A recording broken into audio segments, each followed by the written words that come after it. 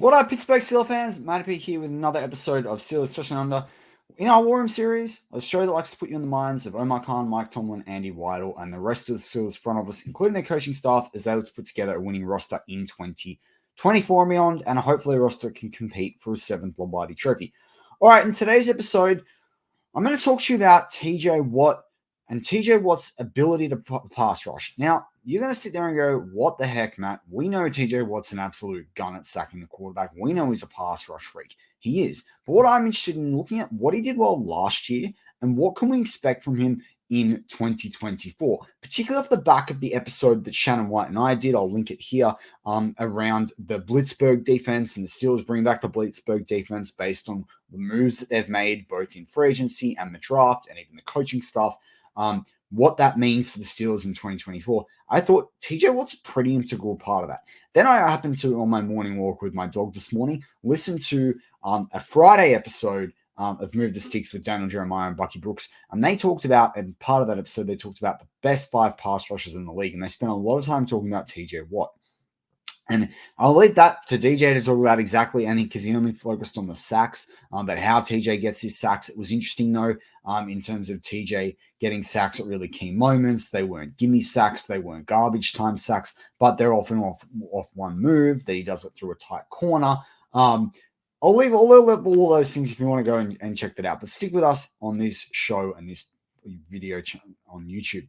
All right, so I'm going to go through a bunch of different things. I'm going to do a bit of comparisons and what have you. The first thing I'm going to say is when you look at PFF, they are way off. Now, we often make a little bit of fun about PFF, particularly as Steelers fans or other NFL fans. You make a lot of fun of PFF.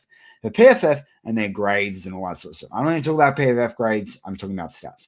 But they have Trey Hendrickson and TJ Watt with 20 sacks each. Now, I can tell you that the NFL last year was 19 sacks for TJ Watt, 17.5 for Hendrickson, and then we go down the list. But that is what Pro Football Reference had, and the NFL pretty much followed the same thing. I'm going to zoom out for you because we won't all lose the sacks otherwise. I'll just move that. Here we go. Cool. So yeah, 17.5 sacks for Josh Allen, 17.5 sacks for Trey Hendrickson.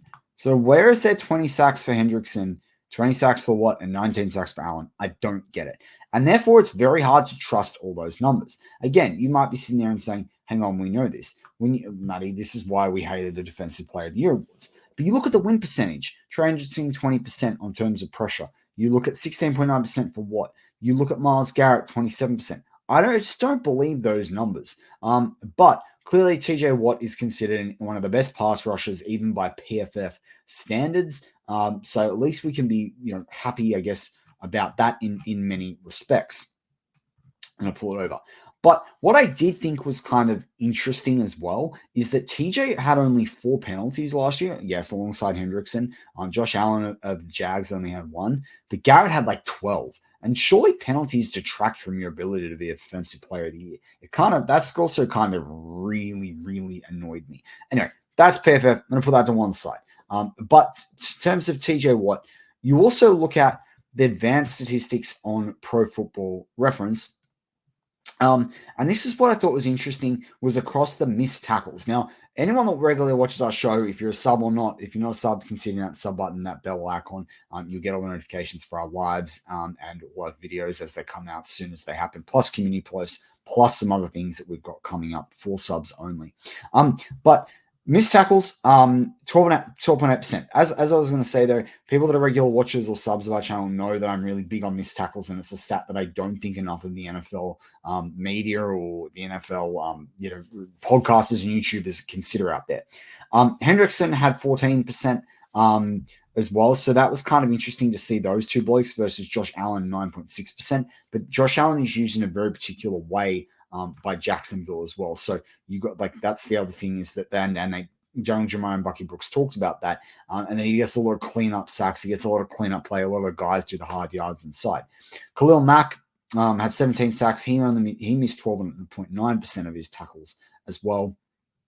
Garrett missed only 8.7, but he's a defensive end and closer to the ball versus coming from the outside, where guys are breaking it for big runs and TJ Watt going to make cover tackles for different people. So that was kind of interesting. as well that I thought from that perspective. Equally, when you looked at pressures overall, TJ Watt had the most in the league with 50 of those pressures, along with, I think it was Khalil Mack also had 50 pressures. Detroit. Aiden Hutchinson had 62, and then you had Max Crosby and TJ Watt both with 50. Max Crosby will show up a lot in some of the stats we're talking about. Max Crosby had a really good year.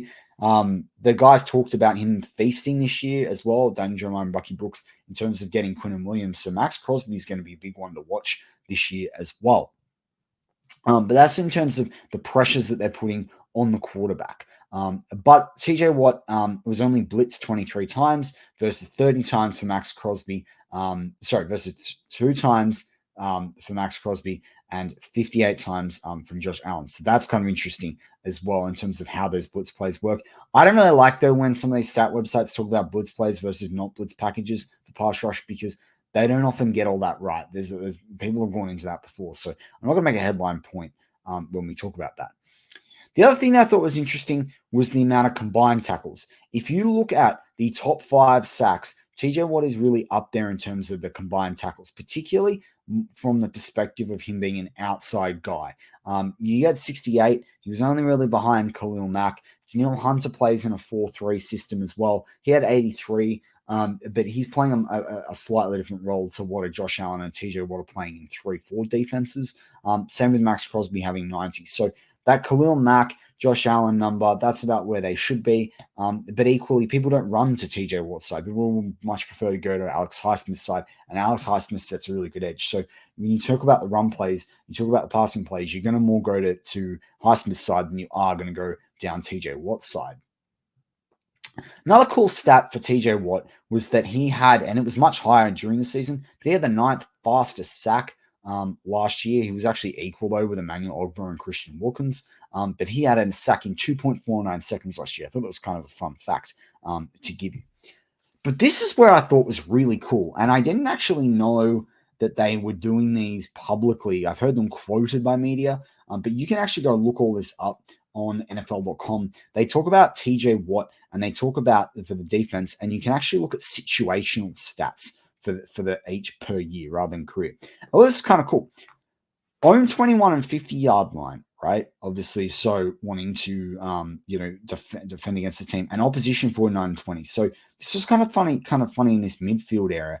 On defense, here's either when they're protecting their own, this midfield area, he had 14 and a half sacks last year in this midfield area. Really key plays, and that's a lot of like the third down type of plays as well. Thought that was kind of interesting. 14 and a half of 19 sacks coming in that midfield. That's where a lot of the game is won and lost, particularly keeping your people out of your red zone or giving your team short fields. So that kind of just tells you about the impact of some of those sacks. Equally, TJ Watt made 11 sacks in the first half as well, so really wrecking the game from the outset. And the first half is really important for him. So this year, I guess have a look at he's going with some of these stats. Is he's getting a lot of sacks in the first half? How is that changing the game for the Steelers and giving the offense more time with the ball and taking the ball away from the opposition? Home and the road was even. And to me, that's a big deal. You see a lot of players in the NFL where their stats are a lot better at home. Occasionally have the odd things where someone's better away. But this is huge, the fact that it's even. That just shows how much of a proven performer TJ Watt is. Margin of victory as well was kind of interesting. He had 7 sacks in losses, but when TJ Watt has a sack, he had 12 sacks in wins last year. That's a big deal. And when he has a sack, they're particularly more likely to win that game. So that's kind of an interesting sort of stat that you've got as well. When you look at the point differential of when he actually gets a sack, I thought that was kind of interesting as well. But these numbers didn't actually marry it up. So I think tied considers ahead or behind together. I don't know how they're doing those sorts of things. Oh yeah, ahead, is 8. So 5 ahead by 1 point, 1 to 8 points. Ahead by 19 to 16 points. He had 3 sacks. Behind, he had 5 sacks, and tied, he had 6 sacks. So again, TJ Watt's pretty distributed with 5 sacks when they're behind on the scoreboard, 8 when they're ahead, and 6 when they're tied. The quarters were also really even. Again, this is kind of cool too. 4.5 in the third quarter, for 3.5 in the fourth quarter, and all of those came within the last 7 minutes of the quarter. So that's kind of interesting too. So that gives him basically 8 in the second half and 11 in the first half. So as I said before, not just wrecking the game in terms of the territory of the position of the field, of where he's wrecking the opposition's offense, but it's also wrecking them from the outset, and having those key sacks toward the end of the game. Stadium services, he is a lot better on grass than turf. Obviously, the Steelers play at home on grass, so that comes into play as well. But TJ Watt overall is a lot better on turf on grass. So that's an interesting thing to watch, how many turf versus grass games the Steelers have as well. But what does this mean for TJ Watt in 2025? So I thought this was kind of interesting because looking at all these stats, looking at what he's done, being a league leader in sacks several years running, is a huge deal since 2020, where he's been the leader 3 times. He has 96.5 sacks. 20 sacks would take him to, over 115 sacks. Would take him to 116.5 sacks would be absolutely huge. I think 20 sacks should be the go for him. Obviously, in 2022, he was injured. He had 22.5 sacks in 2021. He had 19 sacks last year. 20 sacks is no mean feat. You'd love to say you can go for the record, but that's just a really hard thing to do over a 17-game schedule. It is not an easy thing to do. And you kind of want the position for the Steelers to be in whether they can rest him in that final week against Cincinnati, particularly after all the games he's going to have in the last 11 days. Although TJ Watt's a competitor, he probably won't want a rest. When you look at combined tackles, you're probably looking at TJ Watt getting around 65 or above. He had 68 last year, had 68 in 2020, in 2018. He had 64 in 2021. So you're definitely looking above that 60 mark, is where you're sitting. Tackles for a loss, again, I think upwards of 20 would be a really big deal. He had 23 and 21 in 2020 and 2021. He had 19 last year. So that's kind of interesting. Quarterback hits, hopefully 40 quarterback hits. That's a really good goal for him as well. If he can force 4 to 5 fumbles, that'd be ripper. And again, like 7 or 8 pass defenses would be on par for him for his career so far. And those sorts of numbers should probably get him to win Defensive Player of the Year back. It is interesting, since Aaron Donald retired, he has said that TJ Watt definitely has been dudded out of Defensive Player of the Year awards. So that's kind of interesting. But I want you to let me know in the comments, what do you think about TJ Watt? What have you found interesting in terms of his performances last year? And what do you think are some good stat lines for TJ Watt for 2024? I'm Matty P. As always, go Steelers.